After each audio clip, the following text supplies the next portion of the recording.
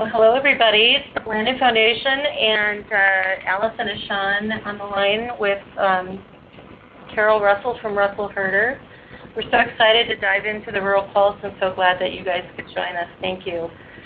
We've got an invitation-only group today, so we can speak pretty freely and ask the hard questions that we want to ask, but also to learn together. So thanks for joining us. So a few housekeeping items. First of all, we hope that everybody's been able to get into Click Meeting and get into the audio. What do you want to do for a check? Let us know if you can hear us through the chat box. Okay. Can a couple of you just, oh, there you go. Good for you guys. Thank you. We haven't done very many webinars on our team, so we appreciate you guys learning with us. We leave that mostly to the broadband folks. So, but here we go. So a few housekeeping items. We do expect that this is an interactive webinar. This is, again, for us to learn together. So please use that chat box, which Don and Roger and Christy have already done. Good for you guys. We'll be watching that box throughout the hour. We will be together until what time, 12 o'clock?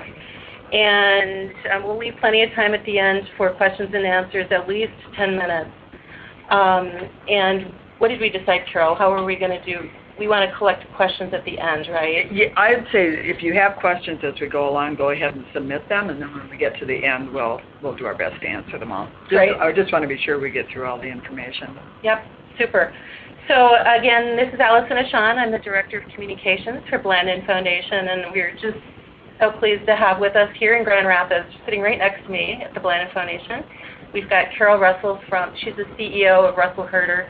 Carol has been the lead researcher on Rural Pulse for a number of years, and before that was Wilder. I believe we have somebody from Wilder on the line too, which is terrific.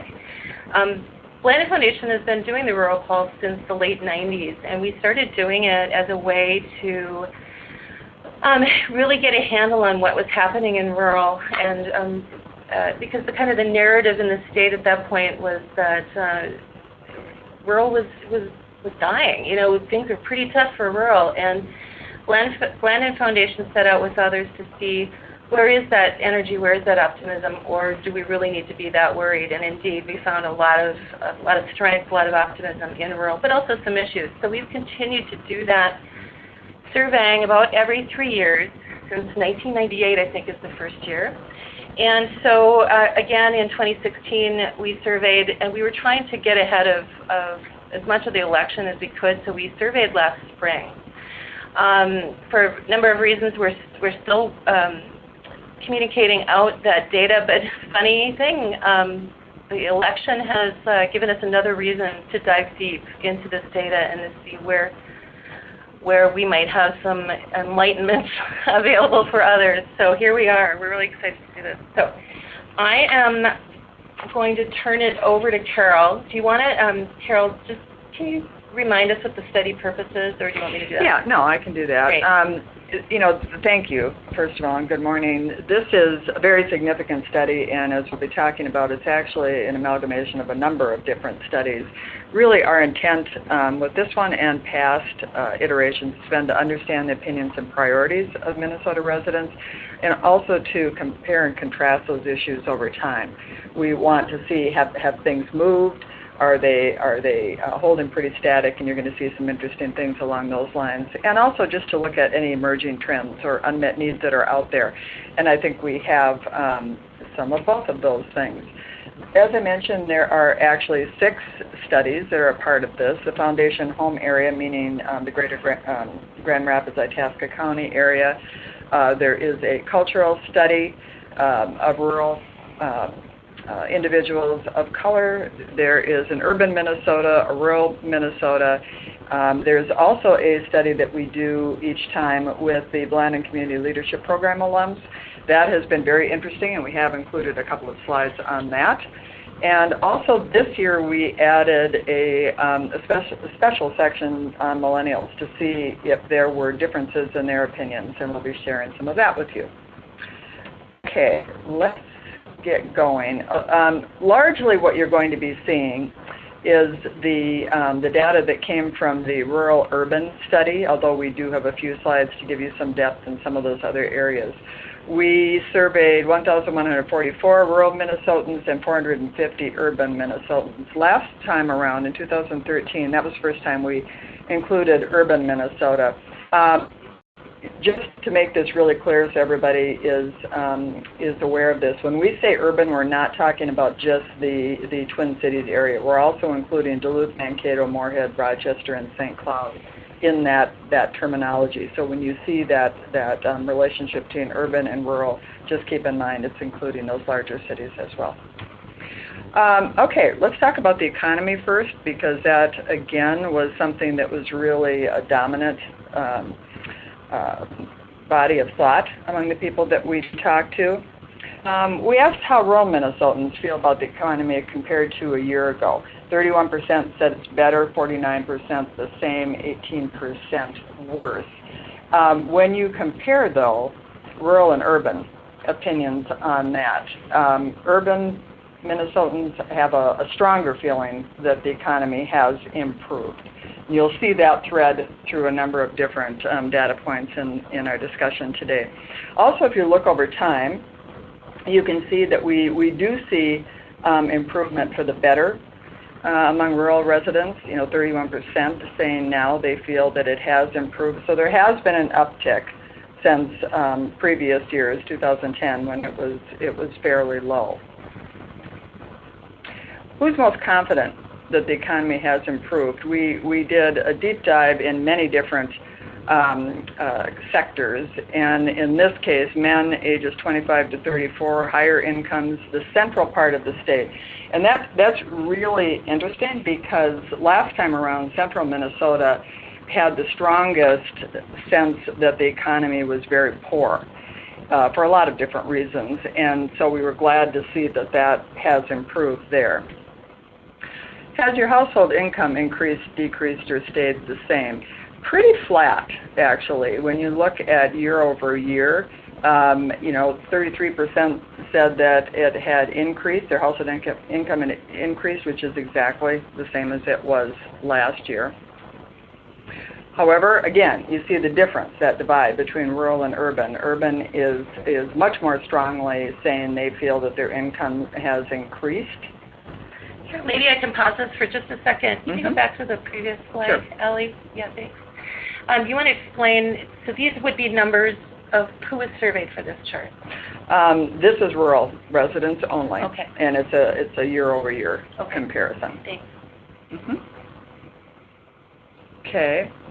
We wanted to know if anyone in the household had lost a job in the past year. That was something that we have asked in the past. And, there's 13% urban, 15% rural, so pretty similar, that said that they had lost a job, but so we're not seeing a lot of differential there. This is a really important one. Do you feel there's an adequate number of jobs to pay household supporting wages? And we were very careful with that terminology. Look at the difference there. 67% of urban residents and 47% of rural agree with that. So a definite difference in opinion on what is fueling the economy there. 48% of rural are saying that no, they don't feel there's an adequate number of jobs. This shows you over time, believing that there are adequate jobs. This is rural only, and we are seeing an uptick there. So even though we'd like to see that greater, we are seeing an improvement from 38% to 47%. I believe my community successfully maintains and grows job opportunities. Again, you've seen a difference between rural and urban. 66% are saying they strongly agree to somewhat agree, the darker color being somewhat agree. 81% urban. So some room for improvement there. You've got 30% of rural residents saying no, they don't feel that their community is successfully maintaining and growing the job opportunities that are needed. We looked, as I mentioned at the beginning, at regional comparisons, and I just have a few of these in here. We do have regional reports. If anyone is interested in that, that's something we can share with you. But the regions that had the greatest concern about maintaining and growing job opportunities were Northwest and Northeast. If I recall, Northeast was also a problem last time around as well, as far as having some concerns in this category. I believe my community sufficiently attracts new businesses. Okay, so this is different from, maintaining or growing ones that are there. Again, you're seeing a differential between rural and urban. 43% saying, no, we still have work to do as far as attracting new businesses to our community. And the most critical issues. This has been a question that has been included since Rural Pulse was started many years ago. And once again, we're seeing, and this is rural, we're seeing existing job opportunities and attracting entrepreneurs and other new businesses as being the top two issues of concern, followed by crime. If you look at how urban Minnesota feels about this, there's a difference there. You're seeing number two, yes, growing local businesses, but education is number one. Where going back, education is in number 4 position when it comes to rural Minnesota. Access to the internet. Definitely, there is support for this. They believe improved internet access could enhance local economic vitality. 74% rural, 79% urban. That has remained pretty consistently strong over the last couple of studies. Now we start to get into some questions that talk about collaboration. I believe residents work together in my community to effectively maintain and grow businesses. Okay, fairly strong support. 67% rural, 77% urban say yes, we are able to work together to do that. And local resources are available to help entrepreneurs start new businesses. So this has to do with, are there resources in place and are we aware of it? Somewhat lower than some of the other questions, but again, urban is showing a stronger awareness of that. Let's talk about optimism. And this has to do with the perception of whether people feel their community is vibrant and resilient, whether they believe they can actually shape the future. Can they have an impact? Some very interesting data came out of this.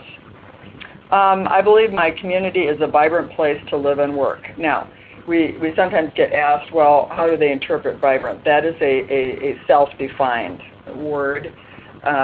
We are trying to see just that perception of how they interpret it. We have 69% of rural people, 87% of urban say, yes, I live in a vibrant place. Quite a difference there between opinions.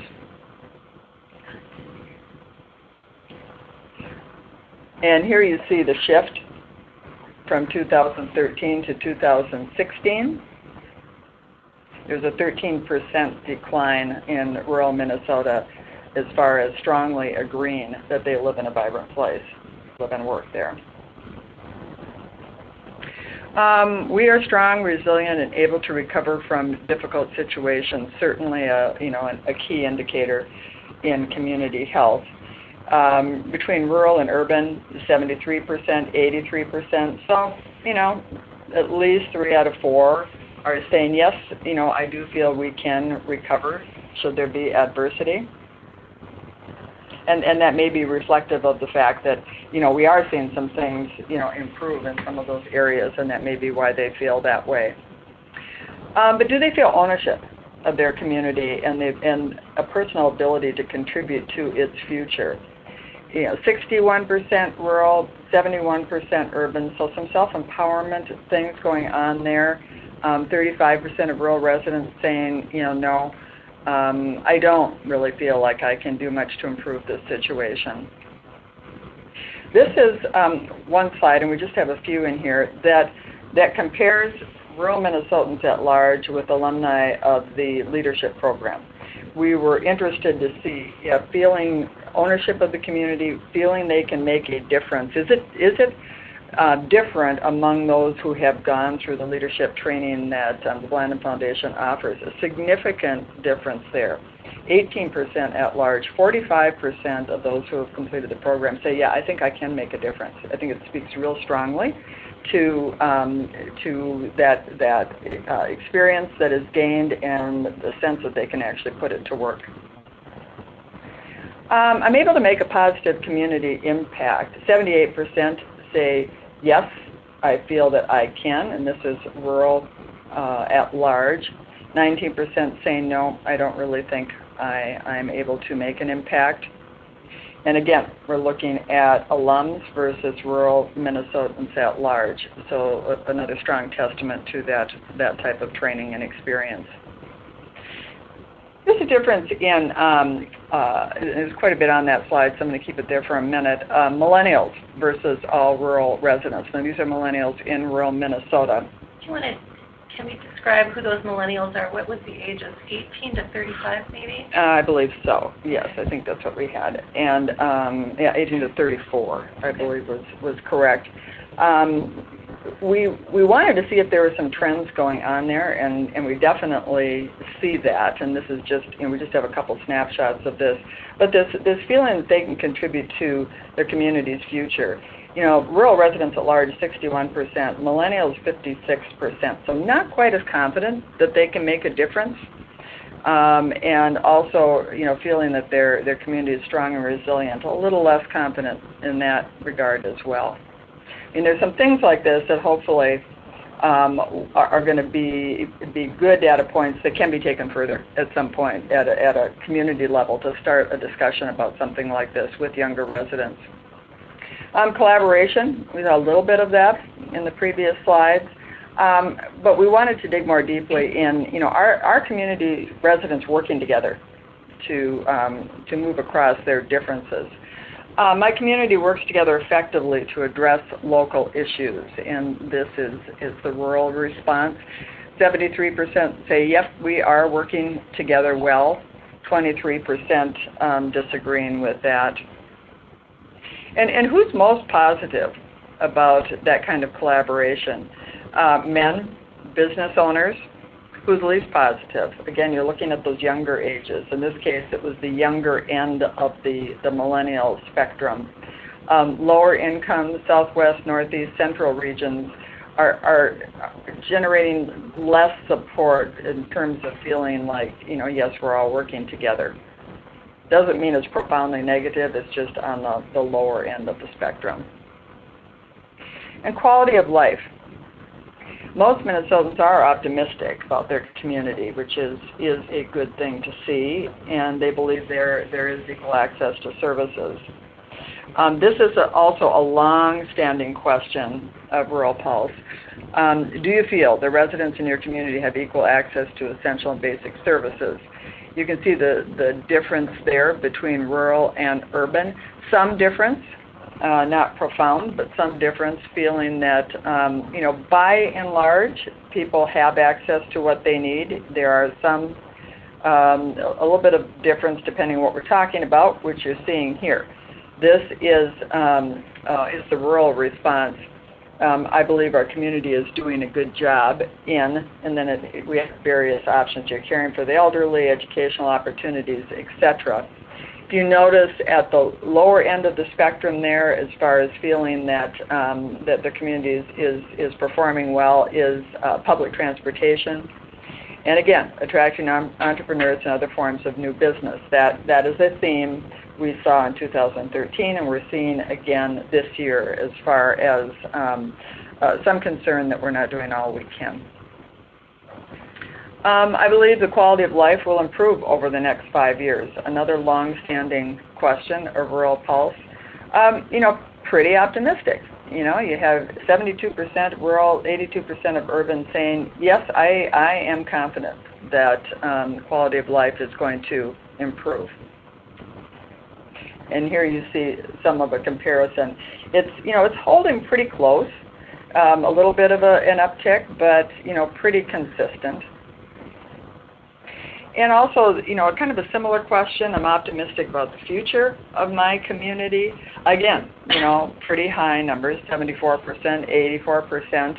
There's some disagreement with that, depending on what part of the state we're looking at, but by and large, fairly positive. And again, looking at the shift from 2013, fairly static, 3% difference. But who's most optimistic within rural communities? This is just rural now. Men, again, at 25 to 49, higher incomes, southeast central part of the state.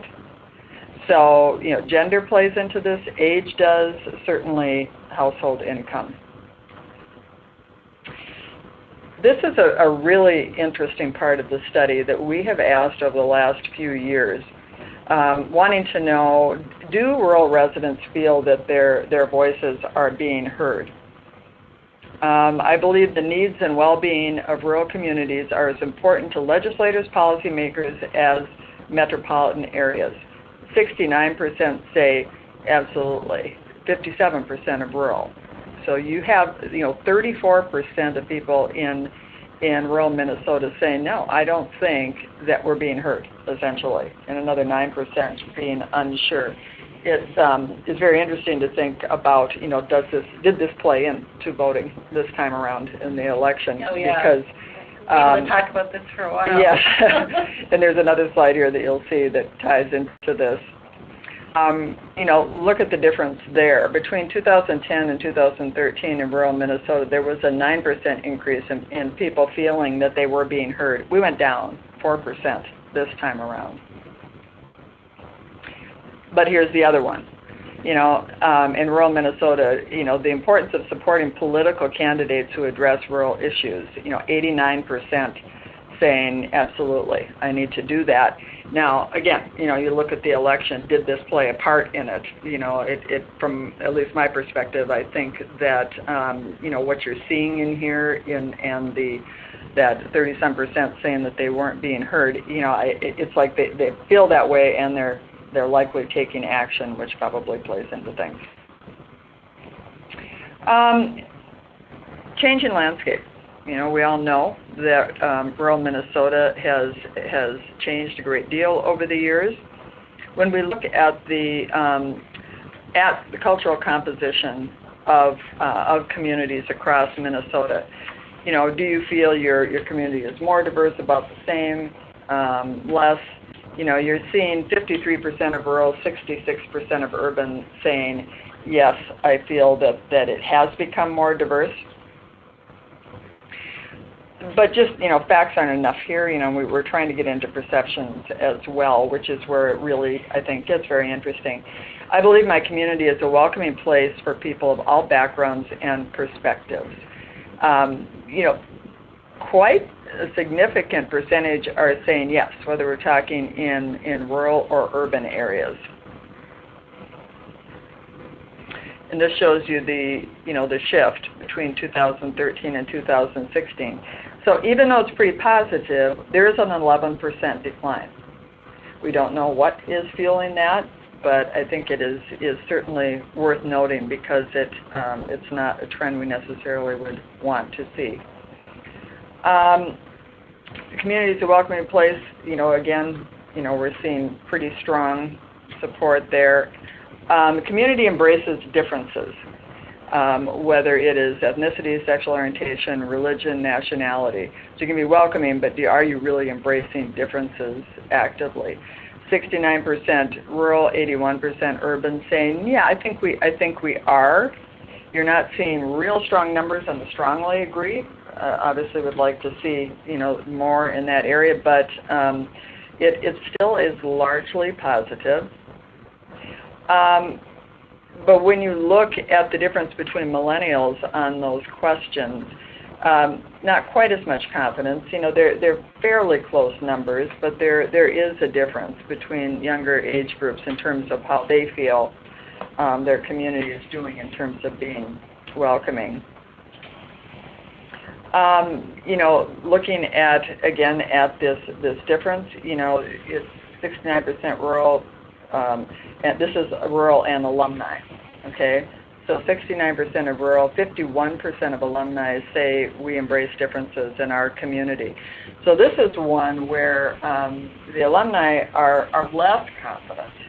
They're scrutinizing their community just a little more strongly, perhaps. And residents are able to work across differences. Looking at rural opinions, 73% said yes. They feel that that is in place. And when we're looking at the difference between rural and urban, again, you've got basically about 3 out of 4 people saying, yes, I think we can work across differences. But still, it's not to be ignored that 22% of rural and 19% of urban are saying, no, I don't think that we can and are. We start to translate this now into what about leadership roles within the community, and we define leadership roles as being anything. It could be in school, it could be in church, it could be in government, any type of acknowledged public leadership role. People from diverse backgrounds fill leadership roles within my community. 68% of urban and 50% of rural residents agree with that. You're seeing, quite a bit of a difference in those that disagree, 44% versus 24%, believing that there is diversity within leadership roles. And you're looking at, at a time capsule here, there was a 6% decline in that confidence level within rural Minnesota as far as how those leadership roles are being filled. Have you ever served in a community leadership role? It's not enough just to talk about the broad landscape. We wanted to know if the people that we were talking to, if they themselves have. 41% of rural, 35% of urban residents say, yes, I have. In rural Minnesota, that's a 12% decline. So not sure what's going on there. If the economy is playing into this, there's a couple slides here that give us some insight, which I'll show you. Millennials, you've got 66% say they have not served in a community leadership role. Now that may be a factor of age, but it is worth noting, and you'll see why in a second. When we're talking about those people who said, no, I haven't been in a leadership role, we're saying, okay, why? What's the main reason? Not enough time. And you're seeing, the demographic there, mostly ages 35 plus. It could be that's, they're working.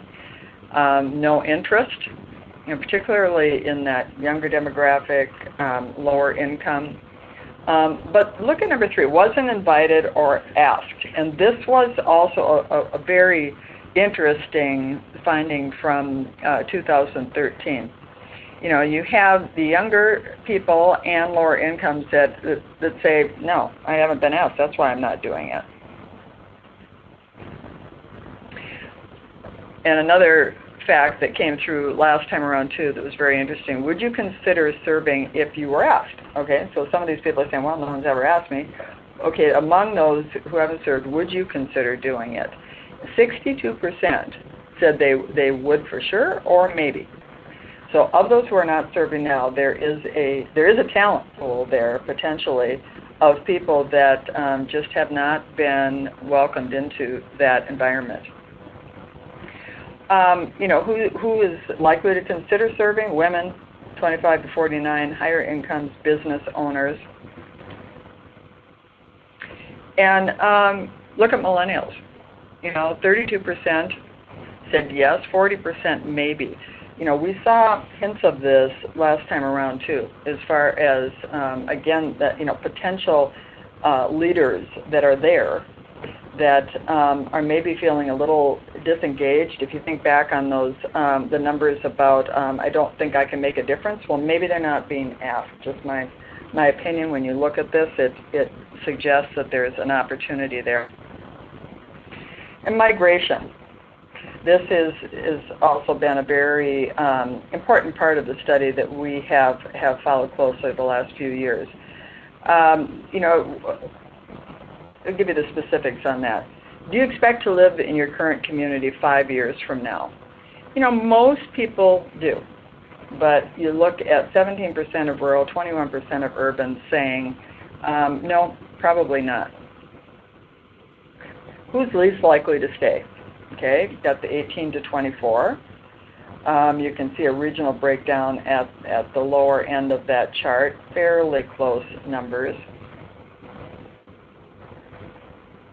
And just study this for a minute. Within the past 2 years, have you considered moving to, okay, the chart on the left, a larger city or metropolitan area? So we're asking rural residents now, have you considered moving to a more populated area? 20% have said yes, which is a 5% increase over 2013. And on the right-hand side, we're asking urban residents, have you considered moving to a less populated area? 21%. So there's a lot of shifting going back and forth in terms of just, they may not have acted on this, but they have considered it. And we're always interested to know, all right, what's their main reason for considering a move? And once again, it's interesting, the difference between the urban and rural response. In rural Minnesota, you're seeing job opportunities, and remember that when we were asking those questions about do you feel there are enough jobs, that sort of thing, there were some issues there. Well, you know, this may be fueling this. And when you're asking urban residents, why would you consider a move to a less populated area, it's quality of life. So very different reasons. And then also just breaking out that millennial viewpoint, 20% are rural, 29% of millennials saying that they have considered a move, which could be for a number of reasons. But if you look at this, job opportunities. So this was interesting to me because, I think a lot of people assume, well, these are younger people who are maybe going off to school, higher education, that sort of thing. That's 8%. It's job opportunities and quality of life. And this is just rural millennials. In the cultural study that we did, you're seeing quite a difference there. Quality of life being the main factor why they are looking to relocate. So, what do we do with this information? And I'm certainly going to hand this over to Allison in a second. I just want to put one chart up here. This is the 9 dimensions of a healthy community that the Blandin Foundation looks at, and we laid into this some of the study findings. Do you want to take it from here, Allison, to talk about? Talk about the 9 dimensions? Yeah, why don't you talk about them? Okay. Oh gosh, there's so much to it. I know. I can't believe you got through this many slides in such a short time, so a good chance for you to take a breath. Thank you, Carol. So, interestingly, for all the years that Blandin Foundation has been doing the Rural Pulse, we have never looked at the responses nor designed it along the lines of 9 dimensions. So it's not a perfect, some things we had to kind of go dig in for. How would you answer the question of how are we doing in, looking at Carol's screen, environmental stewardship? There are some good answers, but we didn't design the Rural Pulse to be around the 9 dimensions. But when we challenged ourselves to look at it, and what does Rural Pulse tell Blandin Foundation about how communities are feeling about their communities in the context of how we define healthy community with the dimensions, what does it tell us, and what do we need to know? So this is a slide that does that, and kudos to Carol's team for taking on that challenge. Let's see, what do we observe? I'd really be interested to know of the folks on the call what you're seeing here and how this fits with what you are. But we do know that in context of wellness, which is the new 9th dimension, that we don't really ask a lot of questions that go specifically to wellness. And now this is personal wellness. This isn't what we used to think of as infrastructure. So it's not necessarily healthcare. It's really about kind kind of the emotional side, the personal physicality, the where you are, in life kind of questions. So we've got some work to do there. What do you notice, Carol? What was easy to link to the 9 dimensions? Do you remember? Not really. I mean, I think it is very interesting how that all fits together. I think, to me, this serves as a platform for continued discussion. Yeah. And that kind of leads to, what do we do with this information? There's many things that could be done with it. Our hope is that this has a life, that this information is used to start conversations on the community level. Exactly. Maybe before we get into a little bit more interaction here, let me tell you a little bit about how Blandin Foundation is using Rural Pulse right now. I mentioned the 9 dimensions, so that was an internal challenge for us. And we're using that as we do our strategic planning. But we also knew that each region would want to know how their statistics line up, and we use the MIF regions. That all is on our website. The special website for Rural Pulse, I should have mentioned this at the beginning, is ruralpulse.org. And actually, I think, Ellie, you're going to throw that in the chat box, right? So it's www.ruralpulse.org. That site is an open source repository of all the, it's not the raw data, but it's the reports. And in there, on the homepage, as a matter of fact, we have regional breakdowns for all 9 regions. And for those of you who've asked for specific regions, I did email them to you during the webinar, but they're all there. And it's super interesting to look at how they compare. What we also did is we took those 9 dimensions of a healthy community and did special reports. So not just the one graphic, but we went deeper. And so also at ruralpulse.org, you will see for the first time, if your lens is environment, what does the Rural Pulse tell you about the environment? So that's also there for the first time. On a couple of other firsts. One is that for the first time we have published or made public the results for the BCLP, or the Blandin Community Leadership Alumni. As Carol said, there are a lot of really interesting points in there. It's a different kind of survey. It was an online survey, and we knew who we were surveying. Didn't we have like 500 respondents? A very good response from our alumni. So it's super powerful, but it's not the same methodology. So it's important to point that out. Also, for the first time, and I'm so glad we did it, Carol, but we have published or made public the results of a special look at cultural and ethnic groups, racial groups. So we break down, we went deeper for, let's list those groups. Native American, Hispanic, African American, Asian. And it's unfortunate that we can't go more refined because there's so many important differences even within those. But it's really super interesting to see, compare that with rural Minnesota in general, and just a lot of bright spots there. We're glad to be able to share that. That's the second time we've done what we call the cultural study. We're still searching for the perfect name for that. So we've made as much of the data kind of available to anybody as we can, and it's all at that special site. And then we're doing a lot to, a lot of soul searching internally to think about what does this mean for our work, and we are hoping that others are doing the same. So we're going to keep putting bits of data out and trying to prompt conversations. That's our hope. And I know that there are a number of people participating today from different regions in the state. I really would encourage you to look at that regional data, because it's one thing to see this overall, but you really can bring it down to a more localized level. And if that's something that you have questions about or you need help with doing, certainly glad to work with you and give you some observations on that. Because, again, we want this to be something that comes to life, and it's not just, and it never has been just a research report. It is something that I've seen from my perspective the Foundation put into action every year after a study is completed. We are we are interested in hearing from you as far as what tools could you use to start a community conversation, and what other information would you want to get? We have what we have this time around, but this study will be repeated in the future. So if there's something that we should consider including at a later date, we would be interested in hearing that. Definitely, and actually not even just starting conversations, but feeding conversations that already exist.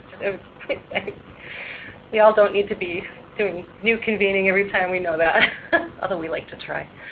There were a couple of questions that came up, Carol, that maybe we can kind of, while these guys are formulating some more. So Carl Samp challenges us to think. I hope that's okay to say challenges, Carl. He asks, why don't we include workforce as an option in the issues facing communities? So let's do this two things. First of all, we agree with you that that's an important question, but maybe you can explain how those options show up in the survey. So if the question is, what are the most important issues facing your community, where do those options come from? How does that question play out? That has been a historical list. It's some of these questions we try very hard to keep it the same year after year so that we can do a comparison and show some movement. We do often have a few questions that we update to be sure that we are current, but that's where that list originated. And there's quite a robust other that we look at each time we are going to offer a new Rural Pulse. We go back through and see what wasn't there automatically, and we bring that in, particularly on that, because we know that issues facing communities changes over time. So the second part of the question then is, what about workforce, and can we get that on the list? And I certainly would entertain that. And I hope that's satisfying to you, Carl. We know that is a big topic. There were a couple others I noted now, but there's some more since. So let's see. So Don Hegland asked who was surveyed. Is it the same people every time? No, it isn't. Why don't you go through those? Yeah, it's a random sample. We talk to adults. It's 18 plus. It's a random sample. We use both landline, cell phones, etc. So we're trying to keep it as open to participation as possible, but it is not designed to be the same people. Is it statistically possible there's somebody that was surveyed in 2013? I suppose it is, but that is not the intent. Right. And pretty good margin of error here, right? Yes. So it's very I think it was 2.9. Yes, it's very statistically reliable information, and we make sure that we do get the regional distribution so that we are able to look at those numbers, like Allison said, on a closer level, and a mix of ages and gender. Right. And for Christy Kane, who's on the line, Christy's in Grand Rapids, for the Itasca area report, which I did not mention, and is also at ruralpulse.org for the whole world to see. Christy, we go as deep as we can afford, but you'll see the Itasca area margin is higher. So anyway, I just wanted you to know that. Don asked another question, and that was, can we sort data by whether they are in a leadership role? And we don't have that sorted that way, but we do ask that question. We ask the question if they've ever been in a leadership role. Right. We ask that. We could sort it that way. We don't ask if at the current time they are serving necessarily as a leader. Yeah, so but that gives us a chance to say, if you could find a lot of value out of a specific answer, a specific sort like that, we would appreciate knowing, and we'll do our best to do that for you. Let's see. Roger says, I'm reading it as we go here. On political ideology and identification, has the political divide increases? We do not ask that question. Right. Yeah, that's a possibility. We also played with the idea of asking, what was the question related to faith, Carol, that we considered and then decided not to include just because we're the Blandin Foundation. But it was, we had considered that as well, so we'll throw those back in the mix. What would be the drawbacks of asking about that? I don't know. Yeah, there are so many different areas we can go into, and it was just a decision of, how will we use that information? Will it be abused? And this time around, we opted not to. I think where that was coming from, now I'm remembering that, it was whether there were issues related to accepting people of other faiths, and if that was a strong consideration in rural Minnesota. Since we know that there, across the country, there's certainly some issues in that category, and we determined not to. Doesn't mean that we wouldn't in the future. So Isaac asked a good question about, is there another measure in addition to feel their community is a welcoming place? Yeah, I definitely think we're open to new ways to explore this. And to Isaac and everybody, what would you be really interested to know? I think we don't add questions lightly, but in this concept of inclusion, I hope you know that's very important to the Blandin Foundation. We'd like to see more on that. We did have a question this year about accepting differences. That's right, we did ask. We added that, and that included sexual orientation, all sorts of different subsegments. Yeah. So we did add that, but we are totally open to other thoughts along those lines. Don's asking, are these overview slides on the Rural Pulse website? Allie, maybe you can answer this. Where will these appear? Yes, once the webinar is concluded, we will post both the slides and a recording of the webinar on ruralpulse.org. They will also be emailed out to you. Let's see. So great to see all these questions. I know. Good questions, you guys. Let's see. What did we miss? We might have missed some in the middle. We're reading through. There's a long list here.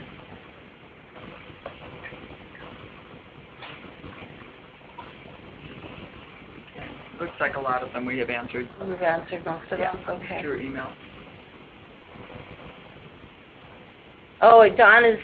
I'm looking at it. Don, you said you're shocked at how the results for Southwest were more critical or negative than they were in 2013. Yeah, I know.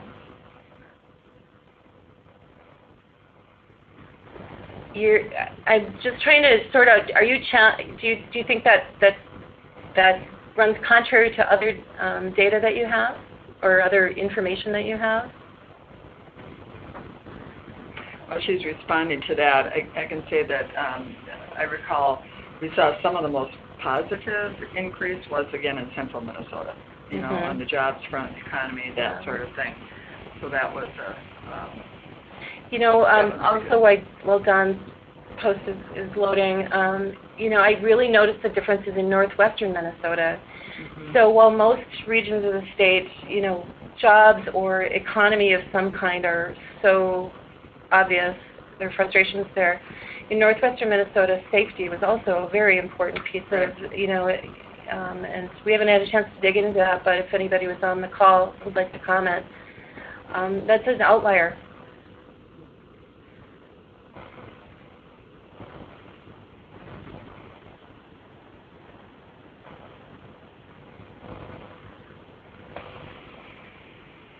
There's Don. There are a lot of jobs available. Oh, yes, in an area with low unemployment. Seems to be perception, not reality. Yeah, we're feeling that in Itasca area as well. There's kind of disconnect between unfilled jobs and people feeling like there aren't jobs. Of course, that income data, Carol, is I think part of the picture here. People feel like they have access to jobs that actually can sustain their families or what they want. Household supporting. And we're not experts yet on that, but we find that very interesting, and we're doing some work on that ourselves. I did see the question about the perception of welcoming community versus how long somebody has lived here. That is not. Okay. All right. Oh, really? Oh, good. We're going to sort on that. That's awesome. Okay. You're asking good, in-depth questions. We have to do Yeah, these are smart people on the phone. We knew that.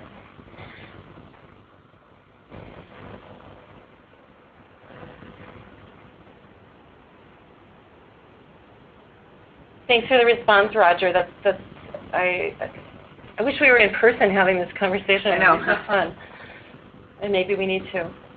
But I think that really shows why, having a localized discussion of this, just as somebody who's worked with these numbers for a number of years now, I would love to see that happen, where this is brought back and some of this is shared on the local level, and then discuss it as a community. What does that mean? What does it mean to be welcoming, and how does that impact us, and are we okay with seeing some of these numbers? I think that could be fascinating.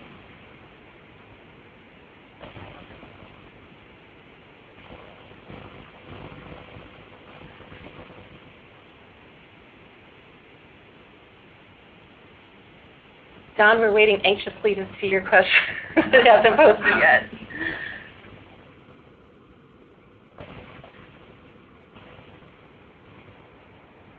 Yeah, and we're seeing observations from some of you about the fact that there may be jobs, but there may not be of the skill set of the people that are in the community, or the salary level that is acceptable.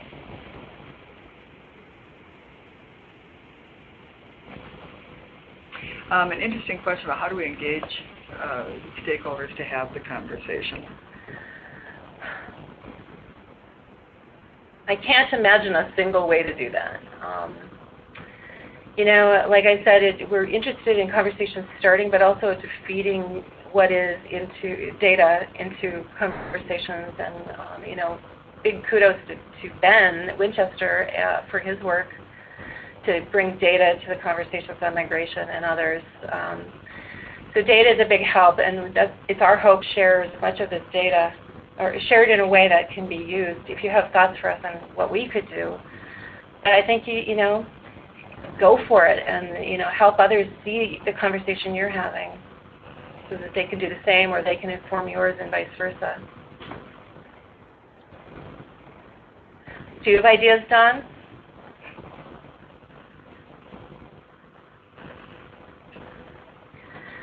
A mention of using Tracy Holbrook in our chat room. Tracy is a colleague of Carol's, and we're very thankful that Tracy could join our call. And for the data that we might not have at our fingertips, she's plugging that in. Thank you, Tracy. And we'll do the same if there's anything we can't answer during the call. Yeah, we really would encourage you, if once you have looked at this information, or you think about it, if you have additional questions or you want us to dig deeper into something, we would love to. We love it when people are asking about these things, because this is a very important study to us, and we're glad to share anything. So Isaac has just responded to Tracy's information about rural residents who feel their community is welcoming by length of residence. So, and then Isaac's asked, is that significant? Carol, I see a difference between those who've been in their community for 16 plus years as compared to others. Do you see that? Yeah. I mean, there is a difference. It's not a huge difference, but there is.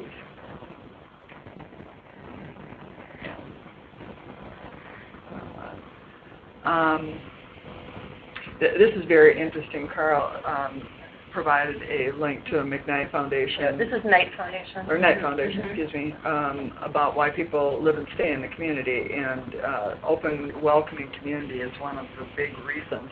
And that's why, that if you think of some of what we were showing you about, people wanting to switch because of quality of life, or because of, I agree. I think that does figure in here. This is something to be aware of. On that point, and on Carl's question, I believe the Knight research is largely in metro areas. And so I'm going to be seeing those guys in January. I'm going to find out a little bit more about where they surveyed. Maybe we can partner to do some more digging on that in rural. That'll be really interesting.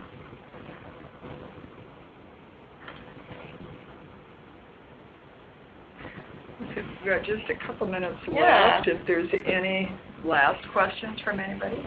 So somebody's sending us another one. Don has some inputs for us too, good ideas, workforce councils, or completing action plans. So many entities have a role to play. Exactly. So anything we can do to, help fuel those conversations, please let us know. Mm-hmm.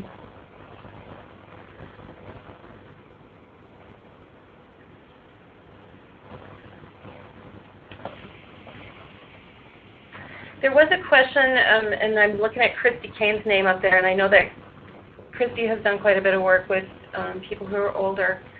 And there's some very interesting breakdowns throughout the full report. So you've just gotten a snapshot, believe it or not, of a very full report, again, at ruralpulse.org. The question of how people answer differently by age is a really important one, and I just encourage you to go out to ruralpulse.org and look at that full study. It breaks down if you need to, because it's a long read, but the breakdowns by age, by I'm trying to think of some of the other, whether or not they own a business. We've done gender. Yeah. I'm sorry, what gender. Did you, gender. Oh yeah, very interesting. All of that is also there at ruralpulse.org.